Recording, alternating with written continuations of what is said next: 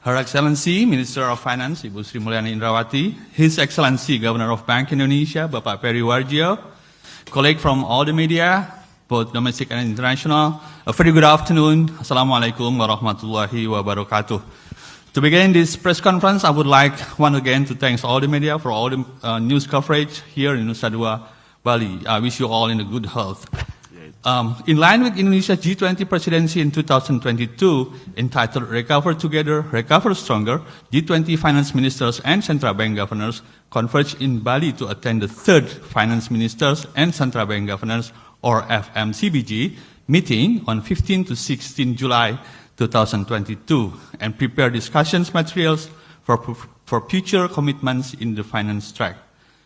With the close of the third FMCBG meeting today, we would like to welcome the Finance Minister of the Republic of Indonesia, Her Excellency Ibu Sri Mulyani, and Governor of Bank Indonesia, His Excellency Bapak Peri Warjio, to deliver the key takeaways of the meeting to the media. Without further ado, we would like to invite the Finance Minister of Indonesia, Ibu, followed by the Governor of Bank Indonesia to deliver the key takeaways of the third FMCBG. Please, Ibu. Thank you. Very good afternoon to all of you, the colleague media. Thank you very much for your patience to cover this press conference. That is the end of the G20 Finance Minister and Central Bank Governor meeting. This is the third meeting under the Indonesia presidency. Our first meeting back in February in Jakarta. The second meeting is in Washington, D.C. last April, and this is our third meeting. We are very thank you to many of the G20 members as well as the international organization as well as INCORPORATION, which has been also providing very strong support to our presidency, especially also in achieving our finance minister and central bank governor agenda meeting during this very particular difficult and challenging time. We are also continue trying to build bridges and communication toward each other so that we are now achieving a progress until the end of this meeting. I would like to use this opportunity to express our highest appreciation, especially to all participants and those who traveling and come down here to Bali, as well as those who participate through virtual, as well as also the support from the international organization, invitees, including, in this case, the media who covering our almost 1 week events. Although the peak of the meeting itself is in these 2 days, but we actually have a series of very important side events. In the past 2 days, we have a very productive discussion with the shared priority issue, including the first, and this is the most interesting, maybe in this case also quite updating regarding the global economy and risk, in which each country and also international organization expressing the updating review regarding the global economic situation and the increasing risk due to the both geopolitical as well as the inflation and food and energy. We also discuss on the global health issue and then international financial architecture and also financial sector issues. We discuss sustainable finance, infrastructure, and international taxation. On the first session, which is related to the global economy and risk, we covered 2 very important main topics. That is the current global economic situation and its challenges, including the discussion covering the impact of the COVID-19 pandemic and the war in Ukraine to the global economic prospect. Also, the implication on the global inflation, as well as food and energy security. We are also discussing exit strategies and addressing scarring effect as impact of the pandemic. We also recognize that the supply and demand, which is already imbalanced due to the pandemic, has been exacerbated by the current challenges to the disruption coming from geopolitical tension, which is creating also, in this case, a disruption and rising the commodity and energy prices. This condition has triggered an increase in inflation and ultimately threatening food security, especially for vulnerable groups. The G20 in this case reaffirmed our commitment to use all available policy tools to address economic challenges to maintain financial stability and long-term fiscal sustainability. On the issue of the global health, which is one of the most important, especially since the past 2 years of the pandemic, we discussed the establishment of Financial Intermediary Fund, or FIF, for pandemic preparedness, prevention, and responses. FIF is a concrete action to build a global health architecture in pandemic preparedness and response by ensuring adequate, sustainable, coordinated financing for post-pandemic recovery. We still will continue discussing the FIF governance and operating arrangement as the following steps, and hope it will be launched this year. Some G20 members have formally announced to contribute to this FIF, and during this meeting, as well as those who already make an announcement, which is also including those who actively consider to contribute. Until today, the commitment of approximately $1.28 billion has been secured for the FIF for pandemic PPR.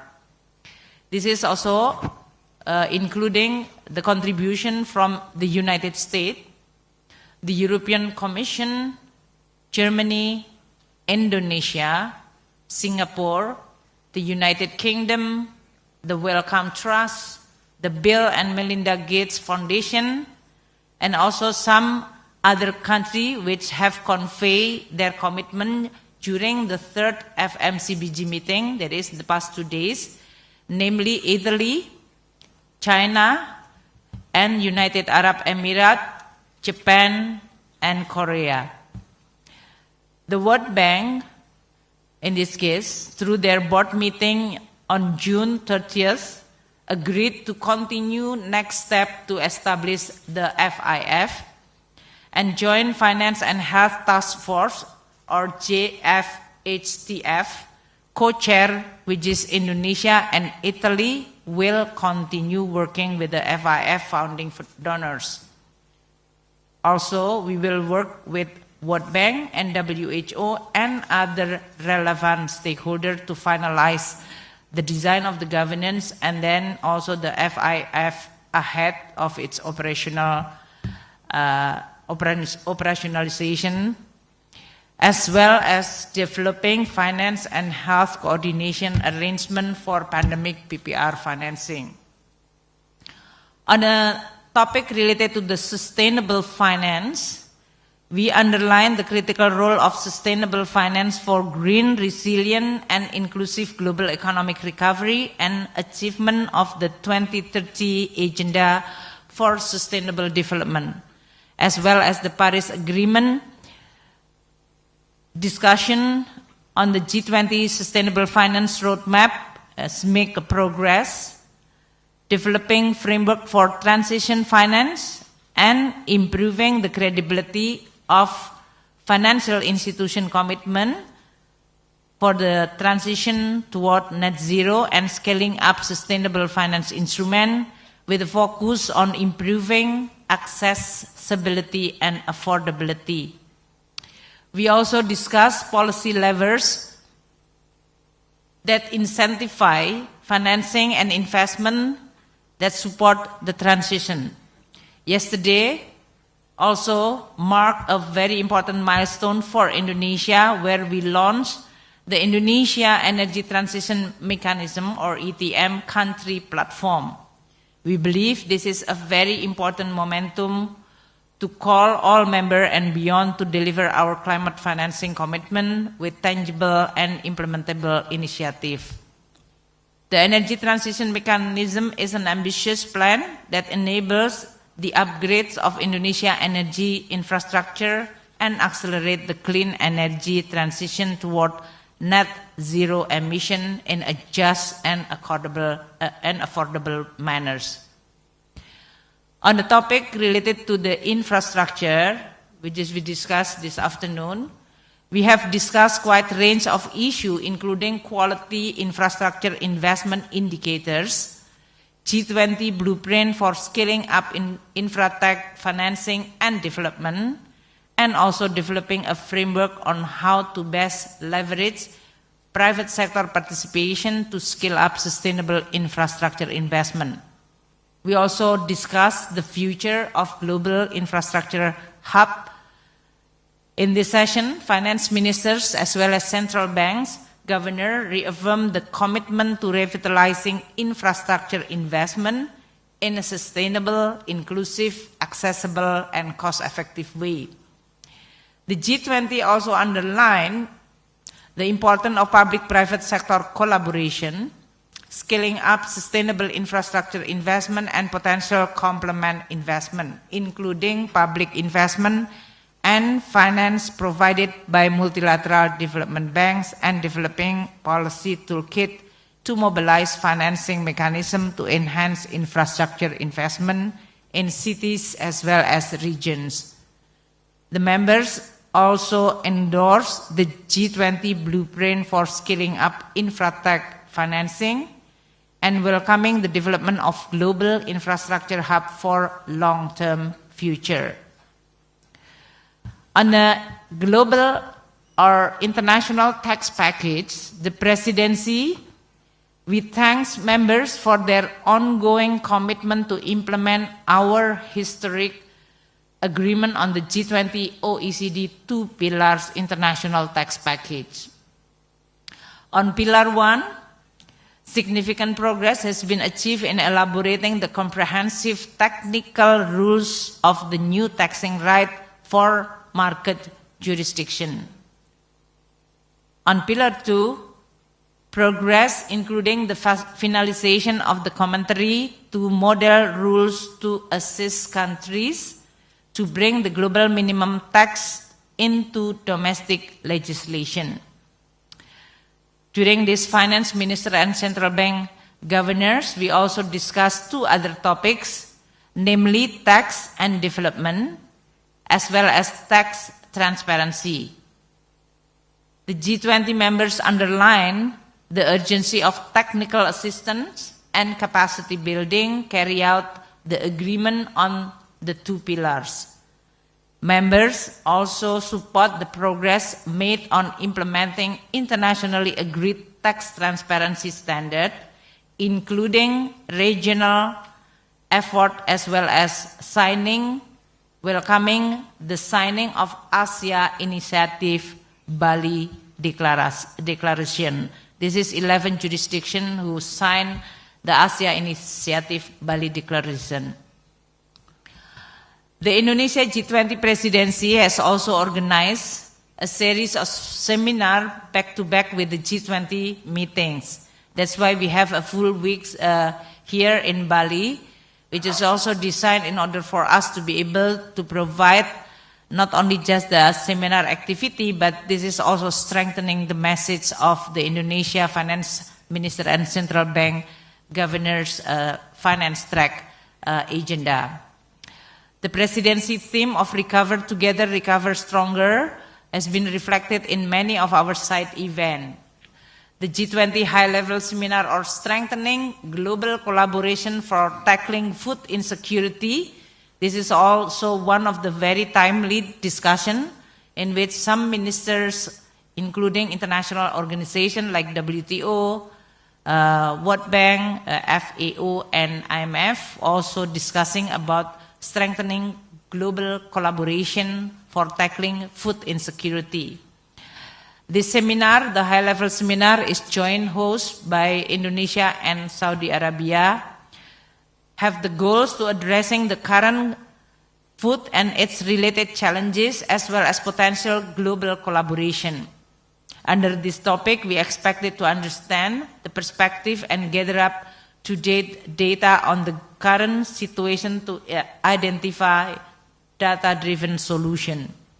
We also need to explore solutions to alleviate market shortages, support agriculture trade and fertilizer market, as well as proposal on how global collaboration could be strengthened to address the food insecurity and its related issue.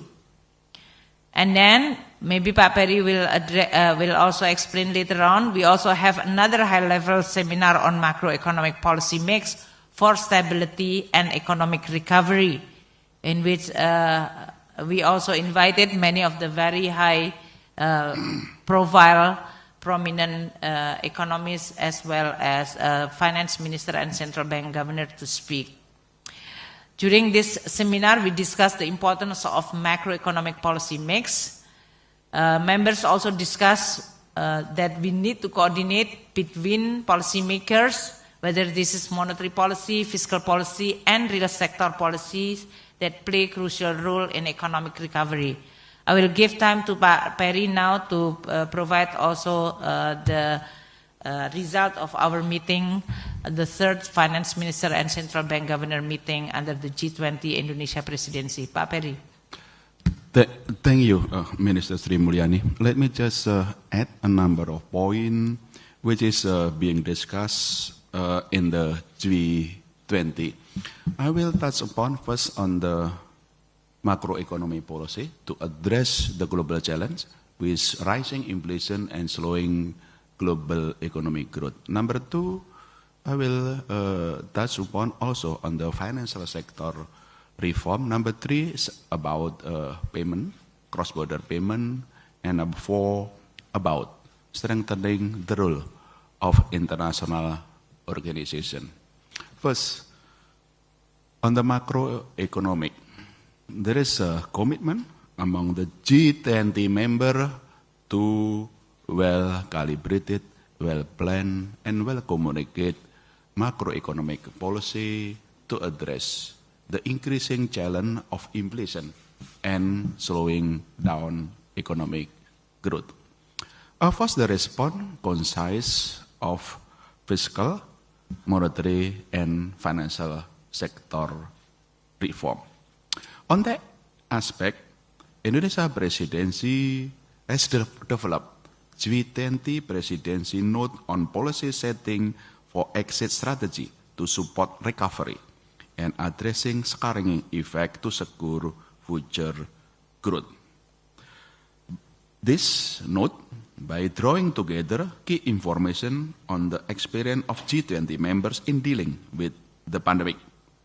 The note has served as a reference of experience on exit strategy from the policy support measure, as well as on policy instrument to overcome scaring effect due to the COVID-19 pandemic implemented in the G20 economies. Furthermore, G20 central banks remain strongly committed to achieving price stability consistent with the respected mandate. To that end, central banks are closely monitoring the impact of price pressure on inflation expectation and will continue to appropriately calibrate the pace of monetary policy tightening in data-dependent and clearly communicated manner, ensuring that inflation expectations remain well anchored while being mindful to safeguard the recovery and limit cross-country spillover. Central bank independence is crucial in achieving this goal and buttressing monetary policy credibility. In similar vein, on the macroeconomic stability, on G20 commitment also to enhance long-term global financial resilience.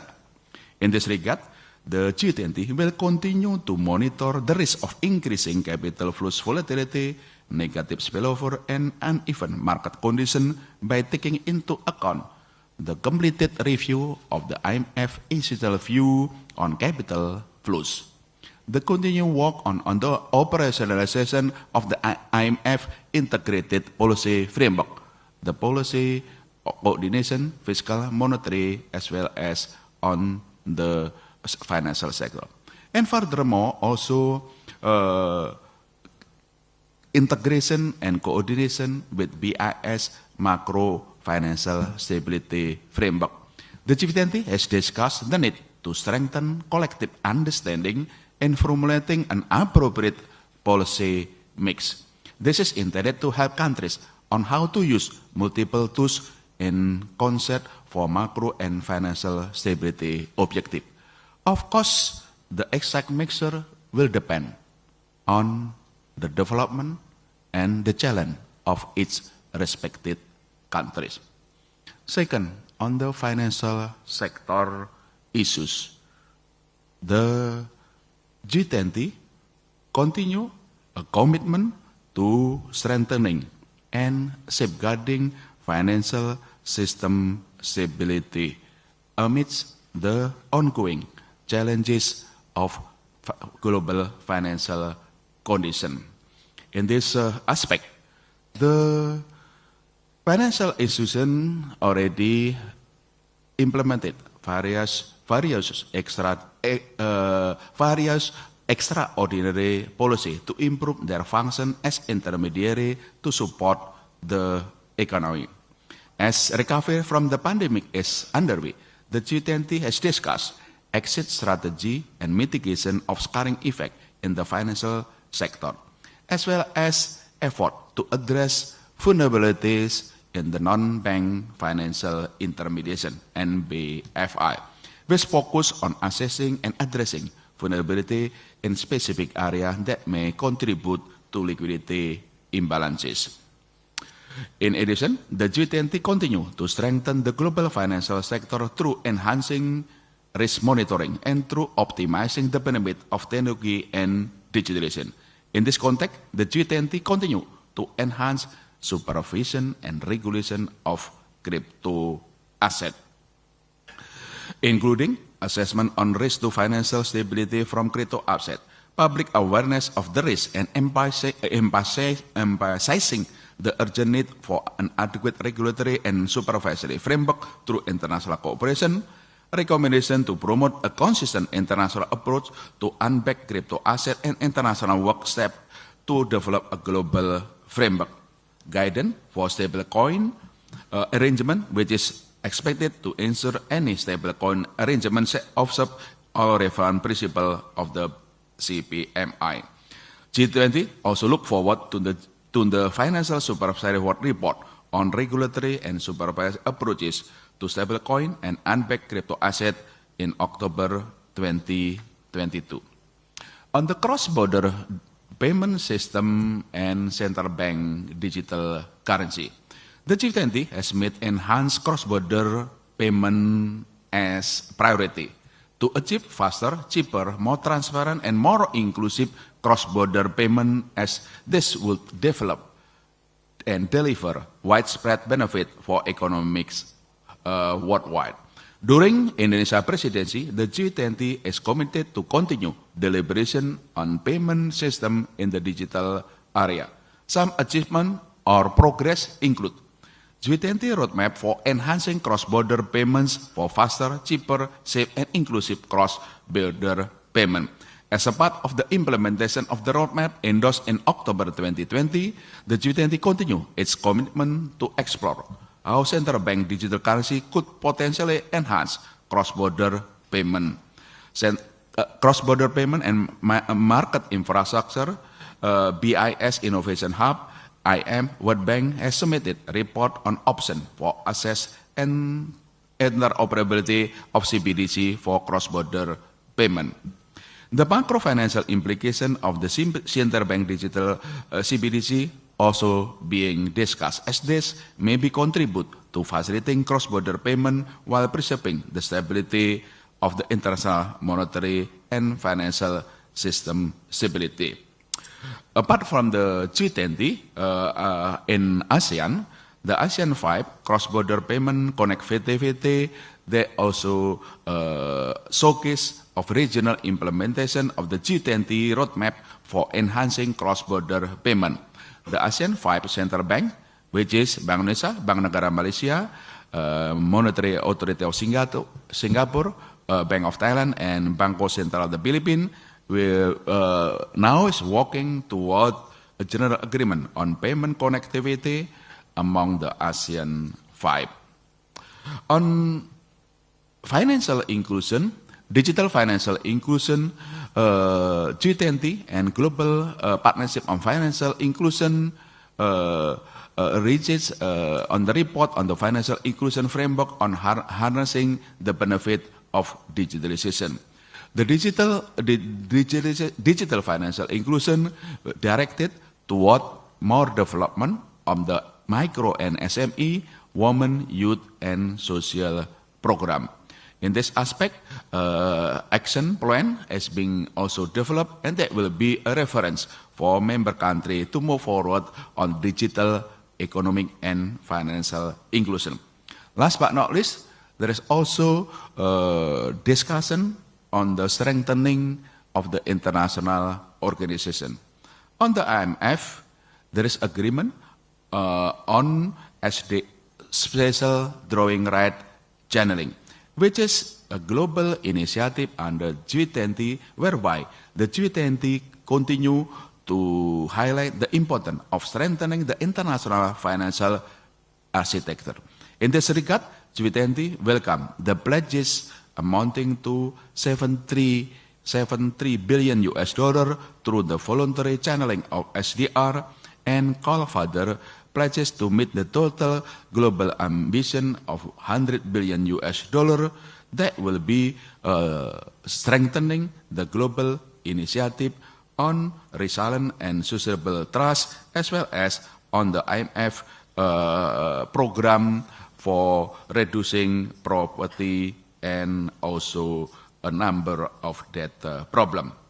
On the debt service suspension initiative, continuation is commitment to address debt vulnerability, especially in low-income countries. The G20 welcome progress achieved, including the establishment of creditor committee for Zambia, and encourage the timely conclusion of the debt treatments for Chad and Ethiopia. G20 also encourage further progress of the implementation of the common framework for debt treatment beyond the DSSI in a timely, orderly, and coordinated manner. On the IMF, there is also agreement on the 16th General Review quota will continue to be underway, which is expected to be completed by 15 December 2023, thereby strengthening the IMF capability for maintaining strong and effective global financial safety net. In closing, both Minister Sri Mulyani and myself continue to work closely on this success of G20, that meeting of finance minister and central bank governors. In addition of the formal meeting, as Minister Sri Mulyani mentioned, there is also series of side event, which is 5 high-level seminar. The 2 already being mentioned by Minister Sri Mulyani, which is on the food security and health problem, and second on the macro policy mix for stability and growth, and the third will be commenced tomorrow on the monetary and macro-prudential policy for safeguarding monetary and financial stability. And then there will be also on the digital payment system and cross-border payment system. And last but not least, tomorrow will also the 5th series, which is on the digital finance and inclusion. I will turn back to Minister Sri Mulyani. Terima kasih. Thank you, Pak Perry. Now I would like to open for any question from the media.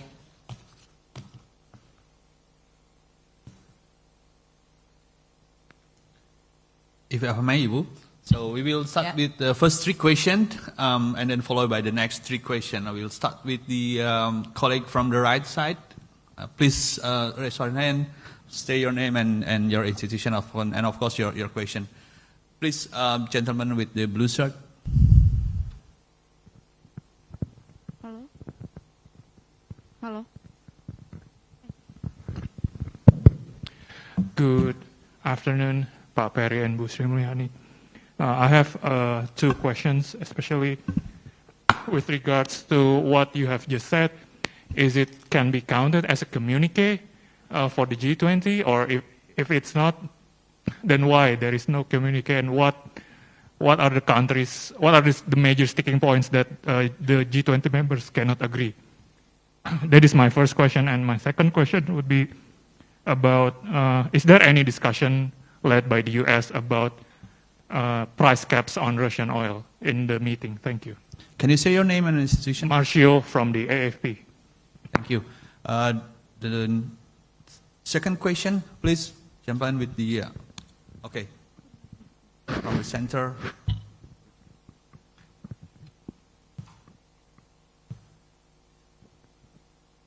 Thank you, Excellencies. Rahmat Idris from TVRI World. My first question to Minister Mulyani.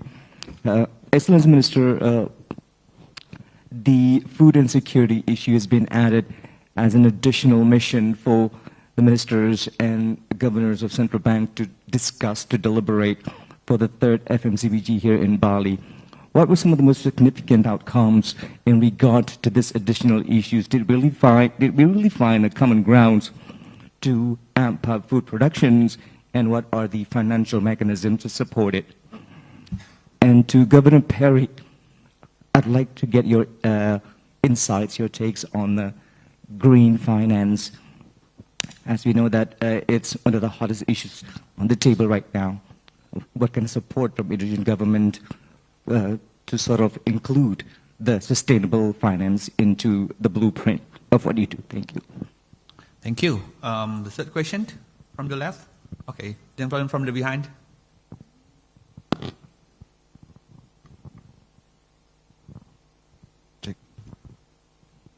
Hello, my name is Lukman from NHK. I would like to ask about, based on the information of the Japan finance minister, the G7 countries condemn Russia's invasion.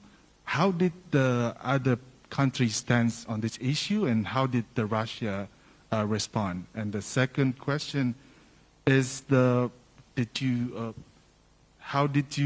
Indonesia, as the chair, close the gap between the Russia and other Western countries? And if I may ask the third question, is during the first opening speech, Ms. Ibu Sri Mulyani said the G20 must behave for deserving its reputation. But if there is no communique today, it has been two consecutive meetings. How will Indonesia as a chair deal with this situation? Thank you. Thank you. Ibu Menteri, from Marcio, from Ahmad Idris, and from Lukman. Okay, I think the question regarding the communique or the result, I can combine. I don't have to respond one by one. First, I think we are all agree that this G20 meeting has been under Indonesia presidency in 2022 under a very challenging and difficult situation because of the geopolitical tension. So we're fully aware about the context, how we actually conducting and hosting and organizing this meeting. On the one hand, this challenging task is quite overwhelming. On the other hand, we also encourage by all strong support, unanimously each of the member country, when we talk bilaterally, they are all strongly support Indonesia presidency and the agenda. And they even expressing sympathy with the Indonesia situation, have to manage this situation. Another one is that within this consultation and communication with all G20 members countries, we also agree that we need to continue defense and maintain this G20 as a forum, a global economic cooperation forum, which have a long history to actually as a forum for leaders, as well as especially on the finance tracks, central bank as well as finance ministers to discuss global economic challenges as well as the risk. Third, all members also underline the need to continue maintain this cooperation and the spirit of multilateralism. So Indonesia, focusing on our agenda under the Indonesia presidency, continue communicating that within our presidency we have deliverable. And in fact, we are going to issue the chair summary that describing what is the area that we've already achieved as a good and sound deliverable from this G20. Some is actually has been read or stated by Paperi and myself. For example, the joint health as well as finance, which we've already mentioned earlier, in which we agreed to establish FIF. Remember that when President Jokowi make a statement in Rome, when we are receiving this, the baton of the G20 presidency, President Jokowi emphasizing the need for the world to be able to respond better from the pandemic, including establishing financial intermediary facility. So we've already delivered that, and we receive support from members as well as international organizations, including WHO and World Bank. And even from the last 2 days meeting, we actually even receive more support, not only in terms of the idea, but also contribution, up to $1.28 billion. So that's really an achievement. This is despite the context and the global situation, because G20 also committed for us to be able to continue preparing the world to be able to better respond to the next pandemic situation. So that's the result. That's agreed, that is communicated, and even in this case, a very tangible. Of course, this is not yet over. As I said earlier, we are going to still continue talking about or discussing about the governance, as well as how the policy regarding the financing for supporting the pandemic preparedness, especially for the low as well as developing country. And then we also discuss something that we are all agree on, a sustainable development in this case. Again, the commitment from all members in this case to first continue supporting the Sustainable Development Goals 2030 and Paris Agreement goals of climate change in the form of reducing the CO2 or even net zero emission commitment. Within this context, the discussion is actually converged in terms of how we could increase the leverage, especially from the private sector and financial institution, scaling up sustainable financing instrument, and also the credibility of financial institution. That's really a very good progress. We even discussed with Perry in this case, the recommendation from the FSB regarding how we are going to track OECD, IMF on how this green financing and the credibility of the commitment of financial sector with accountability and credible transparency of the commitment of their financing related to the green financing and net zero transition. We also discussed and also agreed, and this is also a progress, on how we are going to help all the members in designing transition mechanism toward net zero. And within that context, Indonesia launching the energy transition mechanism. So that is actually result which is deliverable and agreed by all. On the infrastructure, even more encouraging, because we are discussing, this is one of the most oldest issue which is being discussed under the G20, any presidency from Australia, Japan, Germany, even China. We are all talking about infrastructure up to Saudi and then Italy and then now Indonesia. Within that, again, there is also an agreement, a result, first on supporting the G20 blueprint for scaling up infratech financing and development. We also talking about quality infrastructure investment indicators with the objective of helping all the members country, especially developing country, in order for them to be able to attract more infrastructure investment in their country. We discussed about global infrastructure hub in which that need to be reformed or changed, and there are a couple of countries which strongly support this. So this is really also a very tangible, because it is related to the real problem of many countries, that is how to build infrastructure in a sustainable and good quality way.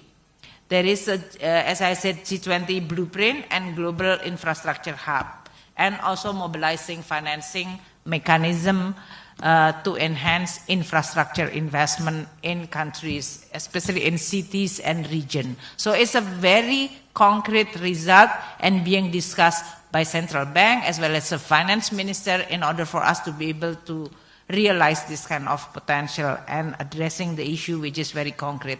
Another thing which is also the result is on the international tax package. As I mentioned earlier, this is a very, very historical and strong signal. G20, we are already achieved the 2 pillars agreement on a global taxation, Pillar 1 and Pillar 2. We are now talking about the implementation and leading to the implementation, all the preparation toward this implementation for both Pillar 1 and Pillar 2. That is also being discussed, being agreed, and also supported by all members country, including we are using the OECD and other international organizations. So that is really something that we could discuss. Now, within this G20, because of the dynamic of the global situation, we proposing to have a seminar on food, and this is jointly with Saudi Arabia. So we have strengthening global collaboration for tackling food insecurity. This is leading to the next question. What is the discussion all about, and what does it mean in terms of the addressing those issues? All finance ministers, we are all agreed that first, this food security or insecurity need a lot of attention and intervention and policy. And that's why we are discussing first of how we are going to improve or correcting the supply disruption. First, trade policy and protectionism should be removed in order for us to be able to address or creating or facilitating the flow of this food from the production site or countries to the country which is needed. And that certainly is a very strong signal from all of us. The second one, we also need to alleviate the shortages, including in this case, fertilizer. And from this seminar, we actually collecting what is the initiative which is being proposed by many countries and international organizations. And basically, there are quite a lot of this initiative. So this seminar is collecting all this initiative. We do hope that this is going to be then can be implemented when we are going to deliver this. From seminar, usually we can come up with a recommendation. The recommendation then can be proposed to become an action. And that's including some initiative on how some country or international organization is going to step more in addressing this issue of food insecurity. For example, like the World Bank is going to use their resources to support many countries. IMF, in this case, Pak Peri can say they have the mechanism in place to support, join IMF, World Bank, in this case, to use their financial power to support the countries in need to get, especially if they don't have resource like money, to import food when they are in a very difficult position. We are also addressing the issue how can investment can be increased for the food security, whether this is in the form of fertilizer or opening the farming. And this is one which we are trying to then establish the discussion that can identify action needed to correct that. Just like in a joint health and finance, in which we can also come up with a very concrete action, for example, establishing the FIF, we are also thinking to establish the same joint finance and agriculture ministers so that we are going to be able to also come up with a more concrete step or action. So these are all some of the very concrete. And that's why the communication that we are going to issue, to share with you in the media, is going to be 14 paragraphs. That is the result of this 2 days meeting. Most of the paragraph is actually supported by all members. Only 2 paragraphs which is we describing what is differences. So of course we are actually putting that within the context that on the one hand this is reflecting of all these member view. On the one hand there is still an issue that they cannot reconcile, yet within the context of G20 finance track we are actually focusing on the finance and economy, central bank, fiscal, monetary policy, economy, inflation. But we know that each country have an issue that they are also have the stand which is cannot yet be reconciled. Of course, there are other forums, for example, like UN and others in this case. But because they want to express their view regarding a certain issue, that is, this is in particular related to the war, then that particular statement related to the war reflecting there is still views which is different within the G20. So we just put it there as a expression of position from each country or group of country. But within this communication actually, or we call it the chair summary, most of the paragraph is actually supported or agree, and all related to the issue as I mentioned earlier, and also the one that Pak Ferry has already mentioned earlier regarding step in the crypto. Pak Ferry mentioned, we're talking about the IMF quota reform, we talk about the initiative in what is the one that I don't have to repeat what Pak Ferry has already mentioned. So that is maybe what I can explain regarding the result of this meeting. And the second question, no, we are not discussing about the US proposal on the price cap in this forum. So that's different if the US discussing in a more bilateral basis. But in the forum, we are not discussing about that. So I'm already answering your question, including Lukman, on this condemnation. As I said, some countries have a view regarding this war, other is different, and that is what we are putting within this summary, is actually reflecting those issue which is not yet reconciled. But majority or most of the issue is actually we are all supporting and agree. And that's why I think this is the best result in which all member countries, including also the international organization, they are very much aware that the world needs even more and more collaboration, because we also realize that almost all issue, no country, no matter where they are, where their position, how strong, how high, how rich, they cannot solve this problem alone. You talk about what? Food security, you talk about energy security, we talk about climate change, we talk about pandemic, we talk about inflation. These are all still interconnected. So we agree that we need to continue maintain the spirit of collaboration and cooperation and multilateralism. That is strongly viewed, and that is exactly the spirit of this G20, which I think we can be very proud that this is still continued to be maintained until our presidency today. Okay. Pak Perry, want to add? Well, the question to me is about sustainable financial framework or roadmap. I think Minister Sri Mulyani already eloquently answered, and even the detail. The second, I just want to add that the chair summary consists of 14 paragraphs. 12 paragraphs is agree.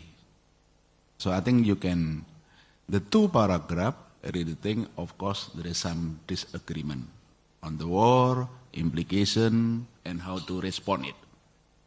I think we will publish the chair summary, and then I think, Bu Minister, I think those media, I think will can look into the 14 paragraph after published.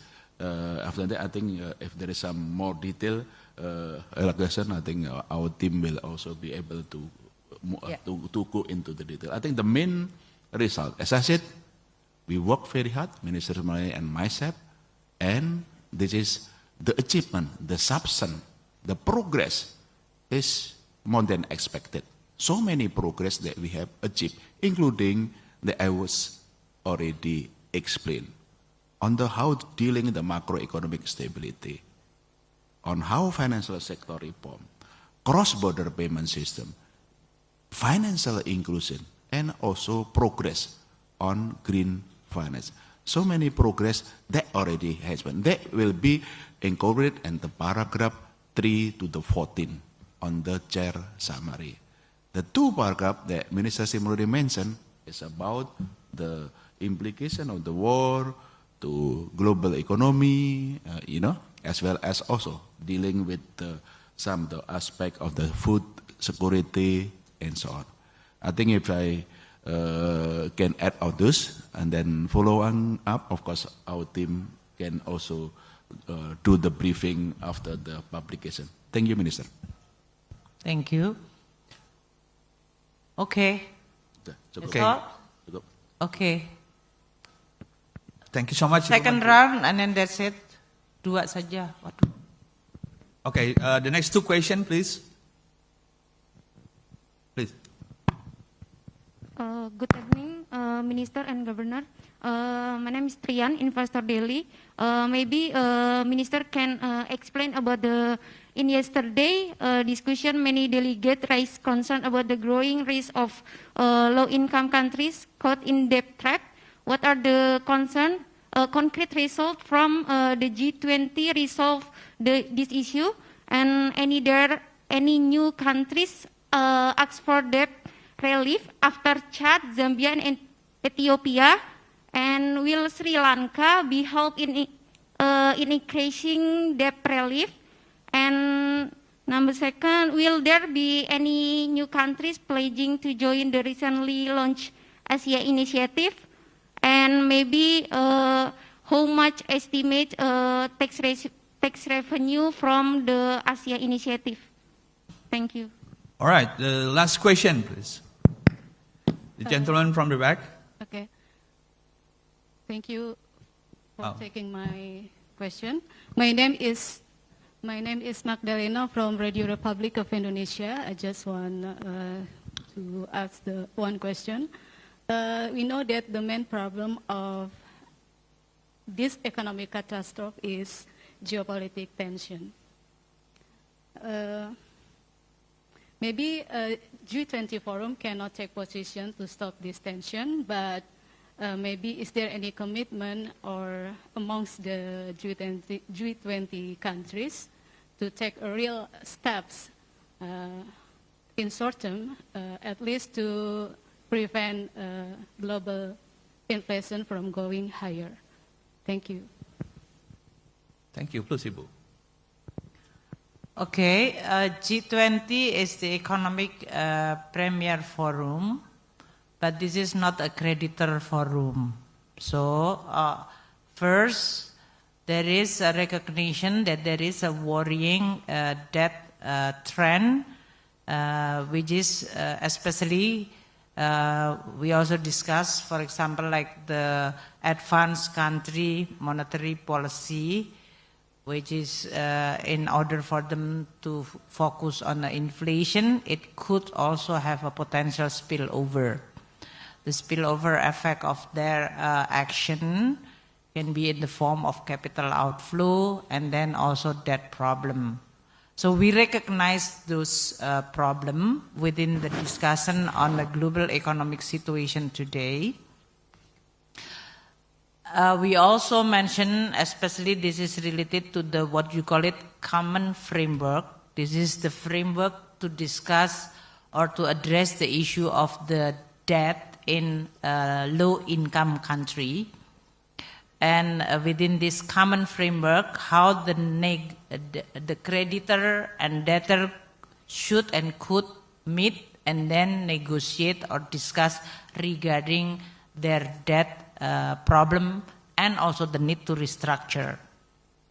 Now, this issue is also being discussed more on the mechanism, that is the framework, and how to make this framework effective to help country in needs.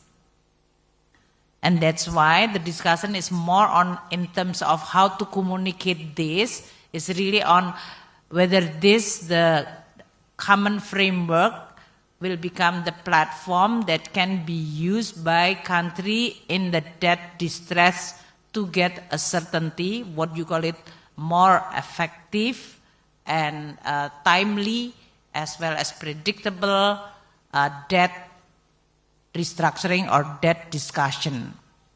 But again, when a country in situation like a debt which is unsustainable, they have to communicate and they have to negotiate with their creditors.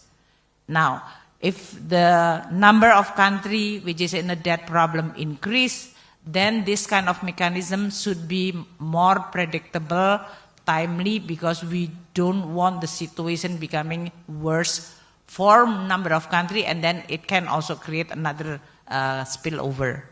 So that is what we are being discussed in the G20.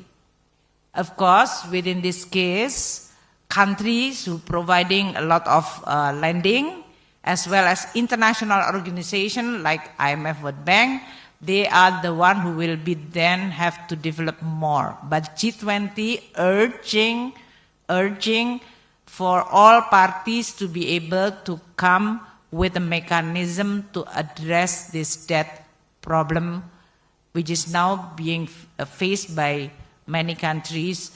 3 countries you already mentioned, but also other which is going to be also in the difficult situation. On the ASEAN initiative, I think this is the exchange of information regarding tax. So I will ask later maybe Pak Suryo and the DJ Tax to provide you with a much more detailed briefing regarding what does it mean for us, because this is not a standalone. This is also related within Indonesia, the whole reform within the DJ Tax that we've already also initiated. So I will ask later, Trian, to have your question to be addressed to Pak Suryo. What is the concrete step that will be taken following this ASEAN initiative. I'm not sure regarding the second question, but what is on this geoeconomic tension, what is the concrete thing? Well, we are the economic premier forum, so we are discussing about the economic aspect of this geopolitical situation, including when we talk about climate change, we are talking on the dimension of the financial and economic side. When we talk about geopolitical or war, we also talk about the implication on the economic and financial side. So on the issue related to the food security, energy security, inflation, that is being discussed. Inflation, Pak Peri maybe can discuss that this is also one of the most important issue being discussed by all governor of the central bank in the G20. On the food and energy security, because this is related to the disruption on the supply side, there is a measure on a temporary level, for example, whether the disruption is due to the trade or due to the distribution, then we have to address this issue. If they are related to the non-availability of financing, how the institution like the IMF, World Bank, or other institutions like Islamic Development Bank can help this country, or even bilateral initiative. For example, a couple of countries, as I mentioned earlier, Saudi has already pledged $10 billion for this food security. United States also have. So some country is announcing their initiative to address this issue of the food security, but they know that this cannot be done by one country alone. That's why this issue has been now bring to this G20, and we are discussing how we can organize better to make this kind of action effectively addressing those issues. Okay? Thank you so much for all your patience. So I do hope you are still have time to enjoy the Saturday afternoon in Bali. This has been a very long weekend for all of us. So thank you. Assalamualaikum warahmatullahi wabarakatuh. Salam. Thank you again, Bu Menteri dan Pak Gubernur. Thank you.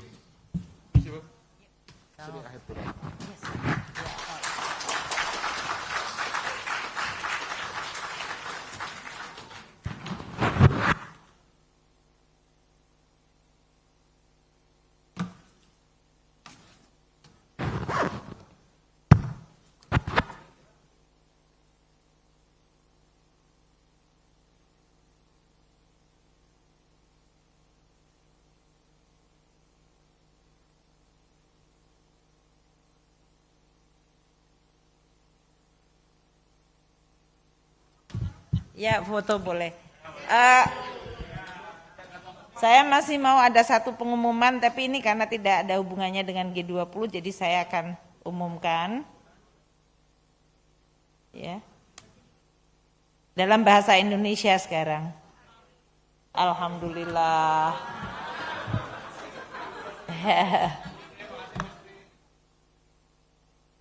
Oke.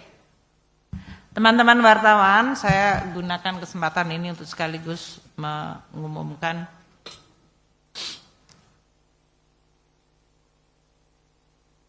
kami baru saja mengeluarkan Peraturan Menteri Keuangan nomor 115 tahun 2002. Peraturan Menteri Keuangan ini adalah perubahan atas Peraturan Menteri Keuangan nomor 103 /PMK.05/2022 tentang tarif layanan Badan Layanan Umum Badan Pengelola Dana Perkebunan Kelapa Sawit.